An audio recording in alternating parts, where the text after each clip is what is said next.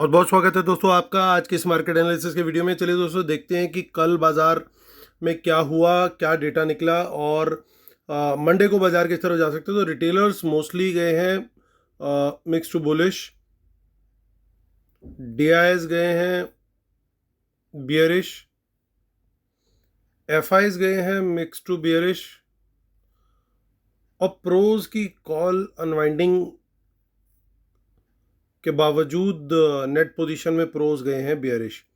तो चलिए चलते हैं, अब देखते हैं नेट पोजीशन क्या निकल के आ रही है, क्योंकि एक्सपायरी के बाद बहुत मैटर करता है कि क्या पोजीशन कैरी फॉरवर्ड हुई है। So index futures, retail clients, domestic institutions, foreign institutions, pros यानी प्रोप्राइटरी अकाउंट्स यानी एचएनआईज। तो रिटेलर्स ने फिर से 19,000 इंडेक्स फ्यूचर लॉन्ग कर लिया। अब उनके पास ऑलमोस्ट 70,000 इंडेक्स फ्यूचर लॉन्ग है। डीआईज और सेलिंग करके गए हैं, 4,000 कॉन्ट्रैक्ट की, 51,000 शॉर्ट्स हैं। एफआईआईज 22,000 सेल करके गए, वो नेट सेल में आ गए हैं काफ़ी टाइम के बाद।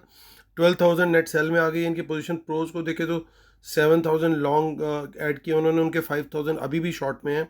इंडेक्स कॉल का डेटा देखते हैं तो रिटेलर्स की काफ़ी कॉल्स ख़त्म हुई हैं, अनवाइंड हुई हैं, फिर भी उनके पास 51,000 कॉल लॉन्ग है अभी भी। और डीआईएस ने 40 कॉन्ट्रैक्ट अपने सेल किए, 939 कॉन्ट्रैक्ट अभी भी होल्ड कर रहे हैं। एफआईज को देखें तो 35,000 कॉन्ट्रैक्ट उन्होंने बाय किए और ये नंबर बढ़ करके हो गया अब इनका 74-75,000 के करीब। प्रोज को देखें तो प्रोज 1,35,000 बाय करके गए, बट इसमें काफ़ी हद तक जो है वो पुरानी ही जो पोजीशंस थी वो एक्सपायर हुई हैं, तो वो बाय में दिखती हैं। तो नेट नेट बेसिस पे काफ़ी बियरिश हैं अभी भी, 1,27,000 शॉर्ट में। इंडेक्स पुट का डेटा देखते हैं तो हमारे बब्बर शेयरों ने फिर सेलिंग कर दी है, ऑलमोस्ट 3 लाख का सेल कर दिया, वापस से डेंजर मार्क पे पहुंच चुके हैं। 1600 के बाय के साथ 27,000 बाय है डीआईएस का इंडेक्स पुट में। एफआईज का ऑलमोस्ट 6,000 का बाय हुआ, तो 2.5 लाख का उनका बाय है। प्रोज का 90,000 का बाय के साथ उनकी जो पुट राइटिंग थी वो पूरी ख़त्म है और वो नेट नेट बाय में है इस समय, ऑलमोस्ट 17,000 कॉन्ट्रैक्ट। स्टॉक फ्यूचर में देखिए फिर से सेल है। स्टॉक फ्यूचर्स में एफआईज का 1,14,000 उनके पास अभी भी लॉन्ग है पोजीशन। स्टॉक कॉल और स्टॉक पुट में एक बार फिर से रिटेलर्स की बुलिश पोजीशन और स्मार्ट मनी की बियरिश पोजीशन दिखाई दे रही है। चलिए दोस्तों चलते हैं, अब एनएससी की साइड से डेटा पुल करते हैं और वहाँ पे देखते हैं कि वहाँ से हमें क्या मिल रहा है। तो वंस अगेन कैश मार्केट के अंदर सेलिंग देखने को मिल रही है। सो एफआईज ने देखिए फिर से 2,000 करोड़ का सेल किया है, डीआईज ने 1,400 करोड़ का बाय किया है और इसका मतलब 1,600 करोड़ के करीब की बाइंग जो है वो इंडिविजुअल्स यानी रिटेलर्स की और प्रोज की हो सकती है। तो अच्छा शॉर्ट बिल्डअप देखने को मिला है निफ्टी के अंदर और थोड़ा बहुत प्रीमियम अभी भी बना हुआ है यहाँ पे। और बैंक निफ्टी फ्यूचर भी हम चेक कर लेते हैं। सो बैंक निफ्टी फ्यूचर्स में भी हमारे को शॉर्ट बिल्डअप दिखाई दे रहा है, जो कि उससे भी ज़्यादा बना है यहाँ पे।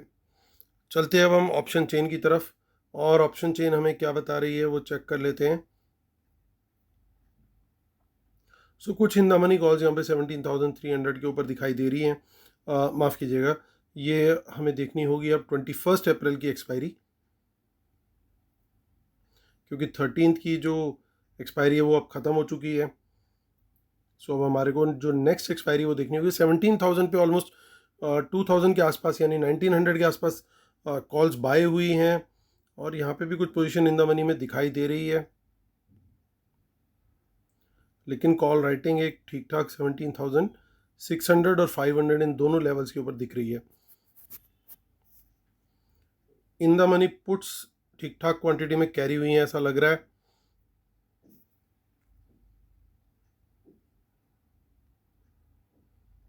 सो काफ़ी पुट्स कैरी हुई हैं और वो भी इन द मनी ही हैं, तो फ्यूचर की तरह काम करेंगे बिल्कुल ये।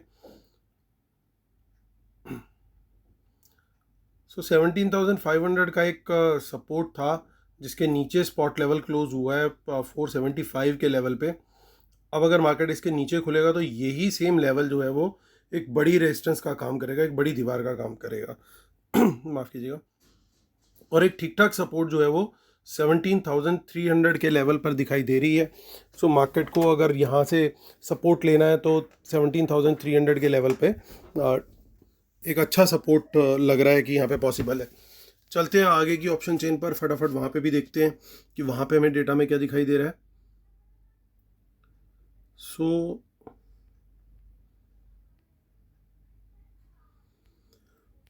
यहाँ पे कुछ खास डेटा नहीं हमें देखने को मिल रहा है निफ्टी में। हम नेक्स्ट मंथ और चेक कर लेते हैं,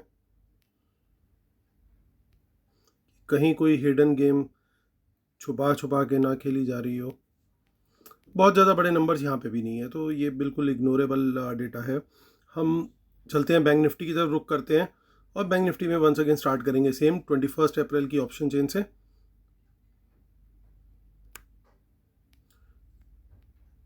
ये एक ज़बरदस्त यहाँ पे ओपन इंटरेस्ट डेवलप होता हुआ दिख रहा है 36,000 पे।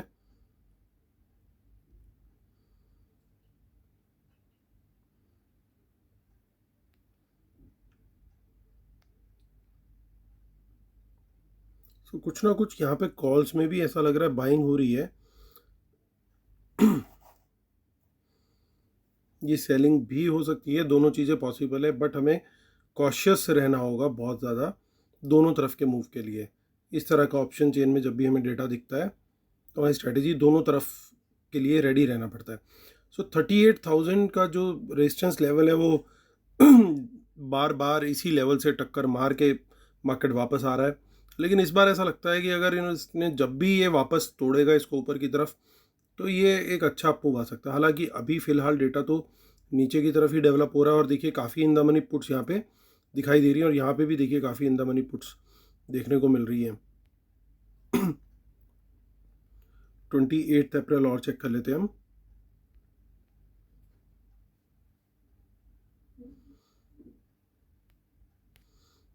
वहाँ पे कुछ खास नहीं है डेटा, और लास्ट में हम देख लेंगे बस एक बार 26 मई। जनरली बैंक निफ्टी में इतनी दूर की ऑप्शन चेन में कुछ होता नहीं है, क्योंकि लिक्विडिटी ही कम होती है, तो पोजीशन थोड़ा बनाना टफ होता है स्मार्ट मनी के लिए। चलिए वापस चलते हैं अब अपनी शीट पर, और देखते हैं हम लोग कंक्लूड करते हैं। कंक्लूजन से पहले डिस्क्लेमर और रूल्स। और वेबिनार में रह गए सिर्फ 2 दिन दोस्तों, तो जो लोग रह गए हैं अभी सोच रहे हैं, प्लीज़ जल्दी से जल्दी डिसीजन लें, क्योंकि लिमिटेड सीट्स बची हैं। आप मुझे मेल कर सकते हैं amithamija1@gmail.com पर, और जो लोग जुड़ेंगे उनको लाइव एनालिसिस और मेरे ट्रेड्स लाइव बेसिस पे मिलना शुरू हो जाएगा। तो चलिए करते हैं कंक्लूड। तो देखिए दोस्तों, बड़ा क्लियर है कि FIs इंडेक्स फ्यूचर में शॉर्ट में है। पुट का डेटा भी काफ़ी उनका ख़राब है, बट 2 चीज़ें और देखने को मिल रही हैं। एक, इनके एडेड लॉन्ग की पोजीशन सिर्फ 6,000 है। सो ये जो नया ओपन इंटरेस्ट डेवलप हुआ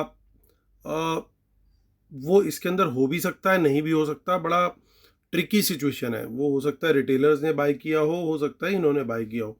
तो एक ट्रिकी सिचुएशन है, तो हमें दोनों तरफ की स्ट्रेटेजी अकॉर्डिंगली प्रिपेयर करनी पड़ेगी। बट हैविंग सेड दैट, ये बात ध्यान रखने वाली है कि इन्होंने फिर भी कॉल्स बाय करी हैं, ऐड करी हैं।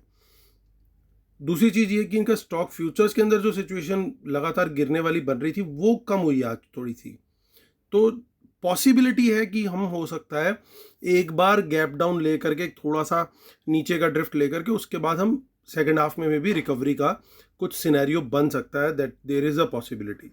और हो सकता है कि मंडे हमारा शायद पॉसिबल है कि बॉटम बन जाए और यहाँ पे हमें बाइंग का नंबर देखने को मिल जाए। बट वो तभी कंफर्म होगा जब इवनिंग में नंबर आएगा फाइनल। तब तक हम स्पेक्यूलेट कर सकते हैं, एक गेस कर सकते हैं, लेकिन श्योरिटी से बोलने के लिए हमारे को intraday data plus end of the day data दोनों देखना बड़ा ज़रूरी होगा। सो हमारी स्ट्रेटेजी क्या होगी, उससे पहले एक बार प्रोज का डेटा भी चेक कर लेते हो। तो देखिए प्रोज कॉल राइट भी करके गए हैं और पुट में भी बाय में आ चुके हैं वो। सो ओवरऑल दोस्तों डेटा बियरिश है। तो पहला ट्रेड की स्ट्रेटेजी क्या होगी, सर्टेनली अगर वर्ल्ड मार्केट का जरा सा भी सपोर्ट मिला, support in the sense on negative side, तो हमारा प्राइस एक्शन कंफर्मेशन पे शॉर्ट का ही ट्रेड रहेगा पहला। उसके बाद हम लोग ट्रेल करने की कोशिश करेंगे और प्रिपेयर्ड रहेंगे कि दोबारा से बाजार क्या यूटर्न मारता है वहाँ से, जो कि उम्मीद है कि होना चाहिए। तो अगर वो वहाँ से एक यूटर्न आता है तो सर्टेनली हम लोग वहाँ पे लॉन्ग के लिए भी प्रिपेयर्ड रहेंगे। अगर एक सिनेरियो और है कि अगर एक बड़ा गैप डाउन कहीं किसी वजह से मिल गया, सो वहाँ से ये भी पॉसिबल है हमें नीचे का प्राइस एक्शन मिले ही ना, वहाँ से बाजार मान लीजिए बाज़ार यहाँ पे बंद हुआ है और बाज़ार खुला यहाँ पे मंडे को, और वहाँ से खुलने के बाद वो नीचे गया ही नहीं, वो सीधे सीधे ऊपर ही निकलने लग जाए, तो वो पॉसिबिलिटी भी है। क्योंकि जितने भी लोग शॉर्ट्स क्रिएट करके गए हैं, ये एक बड़ा उनको अगर गैप मिल गया तो उसमें वो प्रॉफिट बुक करने की कोशिश करेंगे। तो अगर बड़े गैप में बड़ा गैप होता है तो उस सिनेरियो में हमें ओपन रहना होगा दोनों डायरेक्शन में, कि वहाँ से प्राइस एक्शन हमें नीचे का मिल रहा है या ऊपर का मिल रहा है।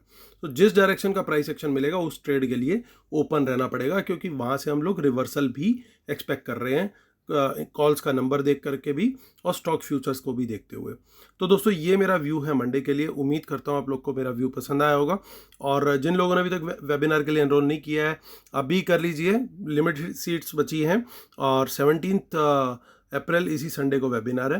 तो मिलता हूँ आपसे वेबिनार वाले दिन। चलिए, take care, bye bye, see you and have a nice weekend everyone, bye bye.